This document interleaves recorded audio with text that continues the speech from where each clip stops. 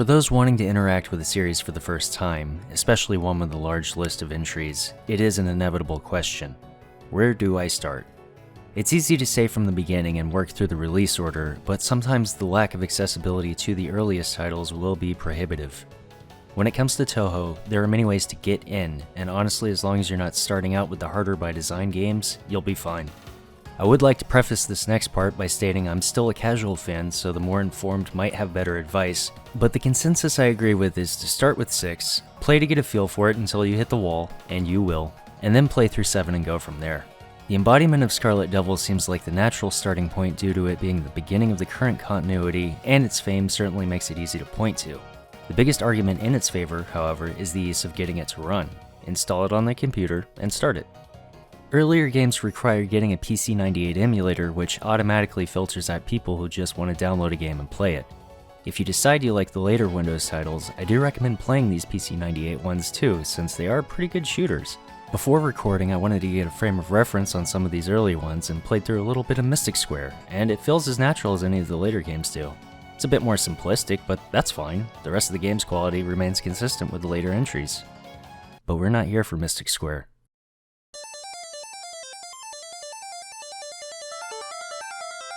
Touhou Reiiden, Highly Responsive to Prayers, is the first Touhou game to have been announced and developed, though it was released alongside the second game, Story of Eastern Wonderland.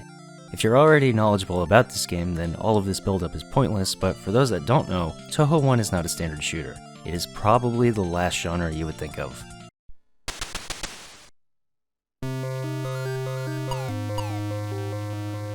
Closer to the lines of Arkanoid and Kirby's Block Ball, Highly Responsive to Prayers is a block-breaking game.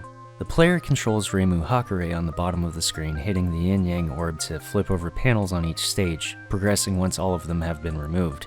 The game has a total of 20 stages on a run with 4 bosses, each an obstacle unfortunate enough to be in Reimu's path as she searches for those responsible for trashing her shrine while she was away. And I'm gonna be honest, I kinda like this game. Purely from a breakout type standpoint, it's much easier than other games in the genre simply for the fact that the ball does not have to continually be bounced. It is ideal to keep it in the air as each card that's overturned gives more points the longer the ball hasn't touched the ground, but letting it drop while moving into position for another hit is perfectly fine. You have a couple of ways to knock the orb around. The first is through shooting Reimu's Ofida, which either corrects its trajectory gently if applied against the orb's direction, or pushes the orb further up and faster if firing with it. The Ofida itself cannot flip any of the tiles. The second and more powerful option is physically hitting the orb, either from a standing position and smacking it with the Purification Rod, or running at it and slide tackling.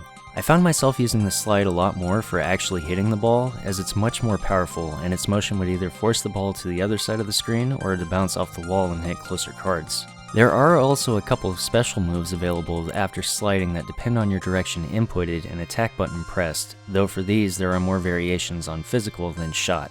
The slide and the shots alone will work out well enough for lower difficulties, but on harder the special moves are much more useful. Finally, Reimu has the use of Exorcism Bombs, which can be activated by hitting both attack buttons at the same time twice. Allegedly, you can also hit both directions in the shot button to use a bomb, but since I played on a controller, this was not an option for me. Bombs overturn a number of cards, but are limited as always, though you regain a bomb for each life lost, as well as finding resupplies should you be lucky enough. The stage layouts vary from level to level, but there are a few elements present in all of them. The most obvious are the tiles themselves, which do not reflect the yin-yang orb when hit, but allow it to pass through unhindered. Orange boundaries and bumpers will reflect the orb and are usually placed as obstacles, though a couple of stages have them strategically located to maximize orb airtime. Portals will transport the orb maintaining velocity, and are more annoying than helpful. After stage 5, turrets can be found and will shoot at Reimu, but since I was playing on normal, their shots weren't fired too frequently or quickly. So the game's base setup gives you plenty of options for maneuverability and precise orb positioning, but some of the difficulty gets added back in with Reimu's own vulnerability. You don't have to worry about the orb falling, but you still have to keep an eye out for it. If it smashes into Reimu without her deflecting it, you will lose a life. As always, projectiles are also a threat to Reimu from both the turrets and boss attacks, and will have to be avoided. There is also a timer on each stage. You don't lose a life once it hits 0, but if you're not going fast enough, bullets will rain down from the sky and the chance of getting hit by one increases significantly. Smaller bullets are mainly absorbed by the orb and erased by bombs, but can also be cancelled out from the Ofida and the first swipe of the Purification Rod, as well as some of the special moves. Keep in mind though, one shot of yours only cancels out one bullet, and larger attacks like lasers cannot be deflected. For the most part, during normal stages, you'll be focused on maximizing points and minimizing bombs used, though don't be afraid to use a bomb should you need to clear some cards. None of the stages themselves are too hard, as most of the card layouts are designed to be taken down in around 30 seconds or less, but as always, there can be one or two panels that you don't have the luck to hit, so a bomb in that case isn't a waste. The main goal is to rack up points, since the more points you have, the more lives you get. You'll need to be saving as many as you can for the boss stages, as that is where the real difficulty lies. On each 5th stage is a boss fight, each complete with several attack patterns. The game switches from being a puzzle game in the normal levels to this.